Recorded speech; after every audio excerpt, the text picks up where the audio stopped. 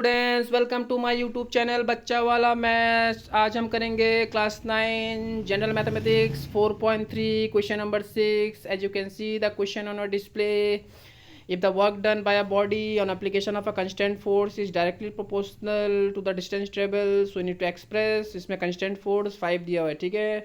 तो general science में एक चैप्टर है क्लास 9th में, वर्क एंड एनर्जी। उसमें याद रखना एक लॉ है, वो क्या होता है, work done equals to force into displacement. यहाँ पे जो ये फोर्स एफ जो फोर्स है ये कांस्टेंट होता है, ठीक है।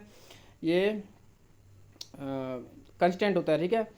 तो और ये यहाँ पे दिया हुआ है कि वर्क डन क्या होता है, किससे डायरेक्टली प्रोपोर्शनल होता है, डिस्प्लेसमेंट से। तो हम लोग यहाँ पे क्या ले लेगा, और यहाँ पे 2 यूनिट्स में निकालने बोला है, जिसमें तुमको डिस्टेंस टेबल एक बार 2 यूनिट्स लेना है, एक बार 0 यूनिट्स लेना है, राइट। तो यहाँ पे तुम लोग 2 चीज़ एज्यूम कर लो। सबसे पहले let the distance table by the body aches ले लो एंड वर्क डन वाई ले लो। तो तुमको सबको पता है अकॉर्डिंग टू द जिसमें वर्क डन का जो प्रिंसिपल है, उसके मतलब क्या होता है कि उसका मतलब यहाँ पे ऐसे भी क्वेश्चन में दिया हुआ है कि work done on application of constant force क्या होता है, directly proportional to the distance table. तो हम लोग मैंने यहाँ पे क्या ले लिया, डिस्टेंस को एक्स ले लिया और वर्क डन को वाई ले लिया। तो according to the question application क्या बनेगा, ये बनेगा work done is directly proportional to the distance table, that means work done मैंने वाई लिया is directly proportional to x, that is displacement, right. और यहाँ पे बोल रहे हैं, तो तुमको पता है कि कभी भी प्रोपोर्शनल को अगर मैंने इक्वल टू में कन्वर्ट किया तो यहाँ पे मैंने एक कंस्टेंट मल्टीप्लाई करना है, बट वो कंस्टेंट ऑलरेडी दिया हुआ है क्वेश्चन में, कंस्टेंट फोर्स तुमको पता है।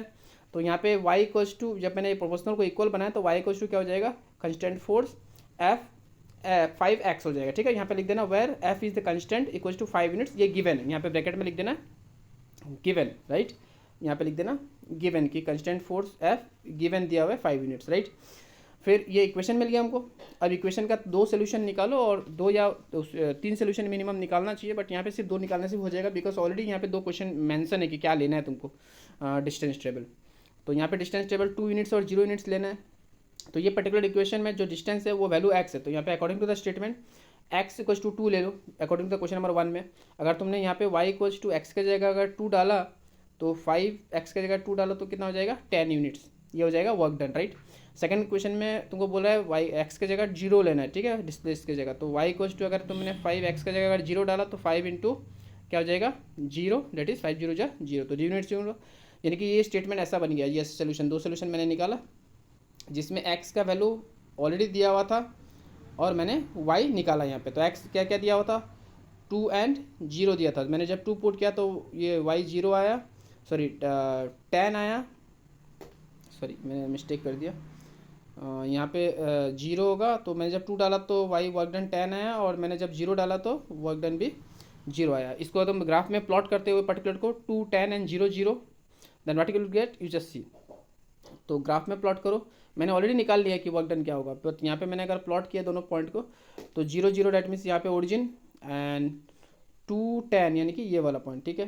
तो यहाँ पे तुम खुद देखो, ये जो है ना, ये जो लाइन है ये रिप्रेजेंट कर रहा है तुम्हारा डिस्प्लेसमेंट को, डिस्टेंस टेबल। तो डिस्टेंस टेबल जब 2 है, ये लाइन है वर्क डन का।